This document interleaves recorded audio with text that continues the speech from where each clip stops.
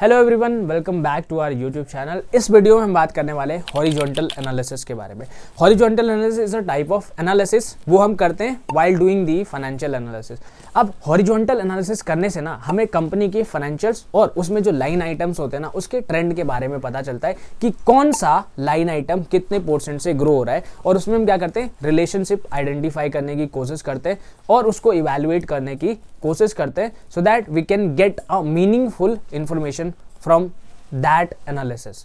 अब horizontal analysis में basically करते क्या है, हम ना पास्ट ईयर्स के इंफॉर्मेशन लेते हैं। अब उसमें जो फर्स्ट ईयर होता है हमारा, उसको हम एज अ बेस ईयर मानते हैं और उस बेस ईयर को हम कंपेयर करते हैं with the upcoming years. For example, अगर मैंने 3 साल का डेटा लिया हुआ है तो उसमें जो हमारा पहला साल होगा वो हमारा बेस ईयर होगा और उसमें जो भी नंबर्स होंगे वो 100 होंगे। एंड देन सेकेंड ईयर और थर्ड ईयर जो होगा ना, वो उसमें हम फर्स्ट ईयर से ग्रोथ कैलकुलेट करते हैं, first year to second year and then first year to third year, और उससे हमें क्या करते हैं, मीनिंगफुल इंफॉर्मेशन ढूंढने की कोशिश करते हैं कि कौन सा लाइन आइटम कितने % से ग्रो हो रहा है। तो इसके लिए हमने एक लिस्टेड कंपनी डीमार्ट का एग्जाम्पल लिया हुआ है और उसके P&L से हम इस चीज को समझने की कोशिश करते हैं। तो अब जैसे कि आपको स्क्रीन पर दिख रहा होगा कि यहाँ पर 2 टैब है, वर्टिकल एनालिसिस एंड दूसरा है हॉरिजॉन्टल एनालिसिस, और थर्ड हमने एक CAGR कैलकुलेट किया हुआ है। तो इससे आपको एक फेयर आइडिया लग जाएगा। वर्टिकल एनालिसिस के ऊपर ऑलरेडी हमने एक वीडियो बना रखा है। उस वीडियो को देखने के बाद में आपको समझ में आएगा कि वर्टिकल एनालिसिस होता क्या और हम करते कैसे। इस वीडियो में हॉरिजॉन्टल एनालिसिस के बारे में बात करने वाले हैं। तो अब जैसा मैंने बोला है कि हमने यहाँ पर 3 ईयर का डेटा लिया हुआ है, 21, 22 और 23 का। तो जो 21 का डेटा होगा वो हमारा बेस ईयर हो जाएगा। 22, 23 जो होगी वो, उसमें हम ग्रोथ कैलकुलेट करते हैं इन प्रोपोर्शन टू 21। ठीक है, क्योंकि 21 से 22 तक में कितना ग्रोथ हुआ है, 21 से लेकर के 23 तक में कितना ग्रोथ हुआ है, each line item of the profit and loss of the Avenue super mart. तो सबसे पहले हम समझने की कोशिश करते हैं रेवेन्यू फ्रॉम ऑपरेशंस। ठीक है, तो अब आपको यहाँ पर दिख रहा होगा कि जो नेट रेवेन्यू फ्रॉम ऑपरेशंस है वो 128%, दैट मीन्स 28% से ग्रो हुआ है। और अगर हम थर्ड ईयर में जाते हैं, from first year to third year, तो यहाँ पर आपको क्लियरली देखने को मिल रहा होगा कि 128 से 177% से ग्रो हुआ है। वेयर अगर हम इसी चीज को CAGR में कन्वर्ट करते हैं तो 33% की कैगर से हमारा जो नेट रेवेन्यू है वो बढ़ रहा है। राइट, अब इसके साथ में जब भी आप टॉप लाइन को देखते हो तो आपको 2 चीज देखना होता है कि रेवेन्यू कौन से रेट से ग्रो हो रहा है, अदर इनकम कौन से रेट से ग्रो हो रहा है। तो हमेशा आपको ये ध्यान में रखना होता है कि जो हमारा टॉप लाइन होता है उसमें रेवेन्यू अच्छे रेट से ग्रो होना चाहिए। वेयर अगर हमारा अदर इनकम अच्छे रेट से ग्रो हो रहा है, that means company is not focusing on its core operation rather than investing their money to generate other incomes. That is not good for the health of the company. और भी इसके other reasons हो सकते हैं, but this is just an example that I have gave you. उसके बाद हम चलते हैं, समझते हैं एक्सपेंसेस को। तो एक्सपेंसेस में सबसे बड़ा जो डीमार्ट का एक्सपेंस है वो है रॉ मटेरियल का, क्योंकि कंपनी जो है वो ट्रेडिंग में इन्वॉल्व है। दैट मीन्स कि कंपनी जो है वो बल्क में एक जगह से गुड्स परचेज करती है और उसको अपने होलसेल मार्केट में, अपने होलसेल स्टोर से उन प्रोडक्ट्स को रिटेलर्स को बेचती है। तो अब आपको यहाँ पर भी दिख रहा होगा जो परचेज है वो हमारा 100 से लेकर के 128 पर हो गया है, एंड द सेकेंड थिंग वो 177% तक ग्रो हुआ है। दैट मीन्स कि अगर हम इसको कंपेयर करते हैं रेवेन्यू से, तो आपको नहीं दिख रहा कि यहाँ पर जो हमारा एक्सपेंस है वो डायरेक्टली रिलेटेड है रेवेन्यू की। रेवेन्यू जितने % से ग्रो हो रहा है, एट द सेम टाइम हमारा जो परचेज स्टॉक एंड ट्रेड है वो भी सेम % से ग्रो हो रहा है। अब यही अगर हम CAGR से देखते हैं तो वहां पर भी हमें सेम आइडिया दिख रहा है, विच इज 33%।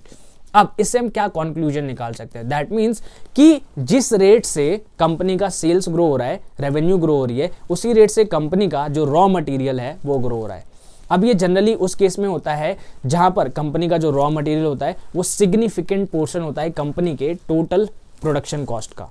राइट, अब इससे हम कुछ कंक्लूजन्स ऐसे ड्रॉ कर सकते हैं कि जैसे ही रॉ मटेरियल का प्राइस जो इंक्रीज होता है, कंपनी उसको सरपास कर पा रही है अपने कस्टमर्स को, एंड दैट इज वाई यहाँ पर जितना जो कंपनी का रॉ मटेरियल ग्रोथ इंक्रीज हो रहा है, एट द सेम टाइम वो कंपनी पास ऑन कर पा रही है अपने कस्टमर्स को।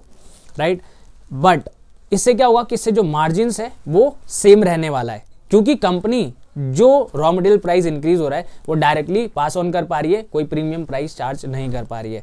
Second reason could be like कि कंपनी क्या है कि प्राइसिंग अपनी कट करके लो प्राइसिंग पर ज़्यादा वॉल्यूम्स में खेल रही है, ज़्यादा वॉल्यूम्स पर बेच रही है। तो इससे क्या होता है कि ज़्यादा वॉल्यूम बेचेंगे, दैट मीन्स ज़्यादा रॉ मटेरियल चाहिए, तो उससे क्या होगा, रॉ मटेरियल कॉस्ट जो होगा वो इंक्रीज होगा। और वेयर एज सेल्स कैसे इंक्रीज होगा, because of increase in the volume and not increase in the price of the products, right. तो ये दो could be the possible reason because of this scenario जो हमें यहाँ पर देखने को मिल रहा है। और अगर हम इसके साथ साथ अदर एक्सपेंसेस की बात करते हैं तो यहाँ पर आपको दिख रहा होगा कि हमारा जो अदर एक्सपेंस है वो 114 है, 139 है। दैट मीन्स कि एम्प्लॉय बेनिफिट एक्सपेंस जो है वो रिलेटिवली कम रेट से ग्रो हो रहा है देन दी हमारा रॉ मटेरियल और जो हमारा रेवेन्यू फ्रॉम ऑपरेशन है। और सेम चीज अगर हम देखते हैं अदर एक्सपेंसेस में, तो अदर एक्सपेंस भी हमारा लोअर ग्रोथ रेट से इंक्रीज हो रहा है। That is good thing for the company. अब हम एबिटा देखते हैं, तो एबिटा क्या है कि यहाँ पर EBITDA 134 that is close to 135% and then second year में वो 194% से ग्रो हुआ है। तो और अगर हम CAGR देखते हैं तो 39% से ग्रो हो रहा है। अब ये हमें पता कैसे चलेगा, तो अब आपको यहाँ पर ये देखने को मिलेगा कि जैसा मैंने आपको यहाँ पर वर्टिकल एनालिसिस में पहले बताया था कि यहाँ पर जो हमारा इबिटा है वो धीरे धीरे इंक्रीज हो रहा है। क्यों हो रहा है, because of decrease in the other expenses and decrease in the employment expenses, जो आपको यहाँ से क्लियरली दिख रहा होगा इन प्रोपोर्शन टू सेल्स। और वो हमें यहाँ से भी विजिबल है कि हमारा जो अदर एक्सपेंस है और जो हमारा एम्प्लॉय रिलेटेड एक्सपेंस है वो कम रेट से ग्रो हो रहा है then the increase in the raw material और increase in the revenue, and that is the main reason of increase in the EBITDA from 8 to 8.8% of the total sales. अब यहाँ पर आपको क्लियरली समझ में आ रहा होगा कि जो कंपनी का एबिटा इंक्रीज हो रहा है वो not because of increase in the sales, rather it is because of decrease in the other expenses and employee related expenses। और ये हम ये नहीं कह सकते कि ये good है या bad है, but obviously there should be cutting in the cost, but at the same time company should also focus on generating more sales। और जो profitability आती है, जो EBITDA आता है, that is because of increase in the sales, right। तो ये एक चीज होता है। अब उसके बाद हम आगे चलते हैं। सो आई होप अब आपको धीरे धीरे थोड़ा थोड़ा समझ में आ रहा होगा कि किस तरह से हम एनालिसिस जो है वो करते हैं, ठीक है। तो ये हो गया हमारा इबिटा। डेप्रिसिएशन चलते हैं, तो डेप्रिसिएशन भी आपको देखने को मिलेगा कि डेप्रिसिएशन बढ़ तो रहा है बट लोअर रेट से ग्रो हो रहा है, एंड दैट इज वाई इसका अल्टीमेट इफेक्ट जो हमारा आने वाला है EBIT पे वो इंक्रीज हो जाएगा। दैट मीन्स कि जो हमारा जिस रेट से इबिटा ग्रो हो रहा था उसके हायर रेट से हमारा EBIT इंक्रीज होगा, बिकॉज हमारा जो डेप्रिसिएशन है वो लोअर रेट से ग्रो कर रहा है देन दी EBITDA मार्जिन्स। और उसी के साथ जैसे कि फाइनेंस कॉस्ट की बात करते हैं तो कंपनी जो है ऑलमोस्ट डेट फ्री कंपनी है, कैश रिच कंपनी है, तो कंपनी के पास जो डेट है वो बहुत मिनिमल है, बहुत कम है। सो इस तरह से हम हॉरिजॉन्टल एनालिसिस करते हैं। और जब भी हम एनालिसिस करते हैं तो हम क्या करते हैं, और भी जो एनालिसिस करते हैं, वर्टिकल एनालिसिस किया तो उसको हम क्या करते हैं, हॉरिजॉन्टल एनालिसिस के साथ में कंबाइन करके एक कॉमन कंक्लूजन ड्रॉ करने की कोशिश करते हैं। So thanks for watching.